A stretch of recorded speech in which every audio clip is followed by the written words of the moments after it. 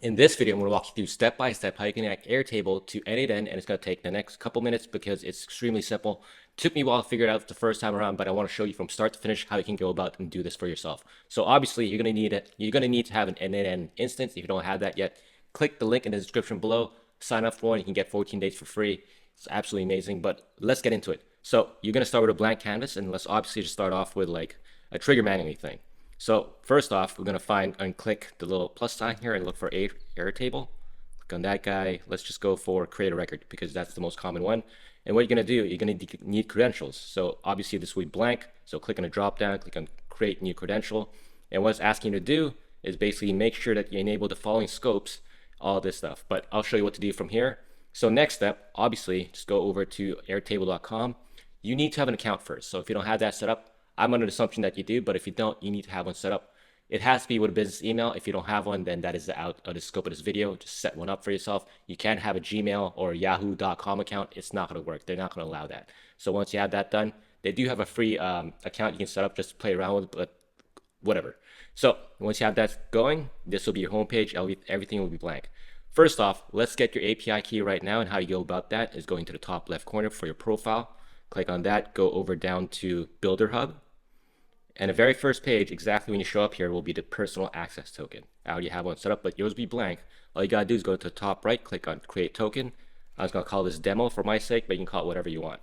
So let me show you again.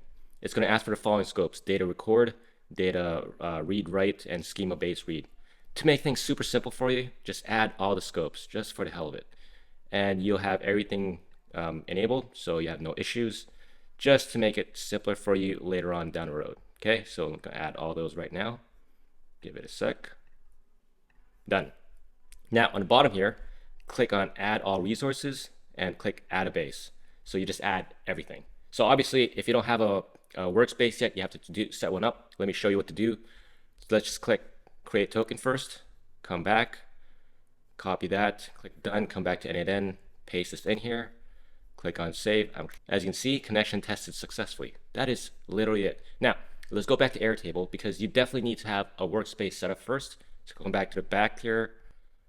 And like I said, in your home page, this will be blank. So what you go about this is go to the left column here, make sure you have a workspace. So click on a plus sign. So create a workspace, you can name this whatever you want. I'm just gonna call it demo. Click on create, click on build an app of your own. From here, you just have to title it. So mine was called contacts for the table, and the other one is for the table itself is called also contacts. So I'll call this demo 1, and this will be called demo 2, just to show you what I'm talking about here. Now, once you have that completed, you obviously now have a workspace. You can always come back to Airtable, like I showed you. Going back to the top left, top right, Builder Hub. Since you don't have a workspace yet, you have to come back into your API key, click on add a base. Mine's already in there. I'm looking for my contacts base, but I'll add my demo one in there as well. Save changes. That is now completed. Come back to n8n.